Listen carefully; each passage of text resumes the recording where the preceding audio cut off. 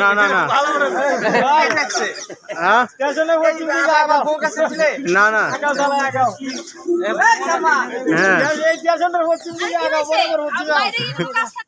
বাইরে নিয়েই তো ওরে মানুষের পুনজর লাগাইয়া শুকায় ফেলাইতেছে। মানুষের পুনজর বলে কিছু আছে নাকি? বাচ্চাটা খাইতেছে না কিরকম শুকায় যাইতেছে, তোমারে কইতাছি নগর স্বাস্থ্য কেন্দ্রে যাই, ডাক্তার আপারে দিয়ে একটু দেখাই, তুমি তো যাও না, খালি চিল্লাও। নগর ফগর তো কিছু হইব না, আমি একটা তাবিজ আনছি, তাবিজটা নগর ফগর পাও কেন? ডেলিভারির সময় কত ভালো সেবা দিল, আবার আপা কইলো এখানে নাকি সেবা দেয়। তাবিজ দিয়ে কাজ হইব, আর কিছু হইব না, সব কিছু বেশি বুঝো না, একবারে জামলা উঠে একবারে এই কি হইছে? আরে কি হইছে এত চিল্লা পাল্লা কি এরা?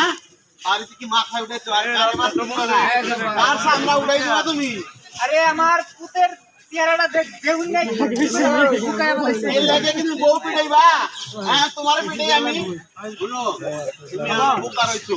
আরে হাতের কাছে স্যাটেলাইট কিনি, নগর স্বাস্থ্য কেন্দ্র থাকতে তোমার বাচ্চার অমঙ্গল হইব। হ্যাঁ তুমি তোমার বাচ্চারে নিয়ে আমার সাথে এখনই চলো, নগর স্বাস্থ্য কেন্দ্রে গিয়ে ভালো ডাক্তার দেখাই নিয়ে আসো। দেরি করো না। আয়ো শেষ নাকি তা? হ্যাঁ ডাক্তার আইছে। হ্যাঁ এটা তো নাটক দেখি মে অ্যাডভার্টাইজ করে। কেমন আছেন আপনারা? এরকম দুশ্চিন্তাগ্রস্ত মনে হচ্ছে কেন? কি হয়েছে? বাচ্চাটা একটু দেখেন তো, কিছু খাচ্ছে না, শুকায় যাচ্ছে। আগা যাও। বাহুল সাহেব, ওয়ালাইকুম আসসালাম, ভালো আছেন? কি হয়েছে আপনাদের বাচ্চা? দেখি তো। আপা একটু দেখেন তো ভালো করে। আপনার বাচ্চা তো অপুষ্টিতে ভুগছে আপা। আপনি 6 মাস পর থেকে যে বাড়তি খাবার দিতে হয় সেটা কি দিচ্ছেন? না, আগে যে নিয়ম কানুনগুলো কইছিলেন 6 মাস আচ্ছা আচ্ছা, বুঝতে পেরেছি।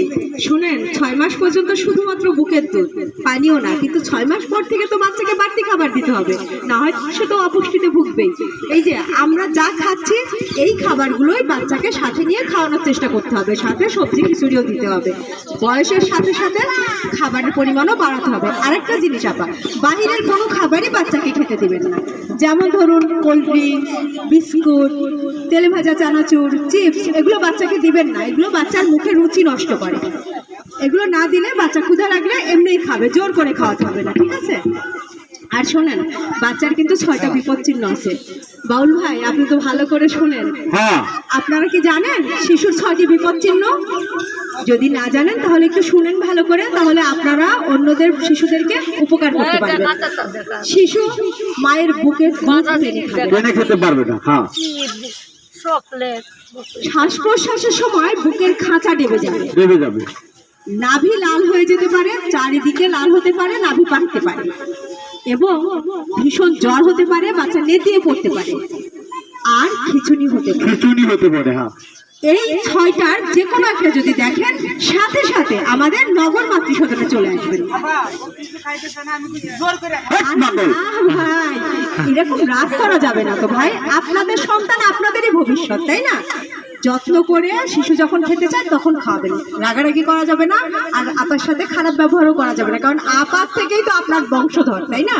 তবে আপনাকে বুঝতে হবে ভাই, রাগ করা যাবে না।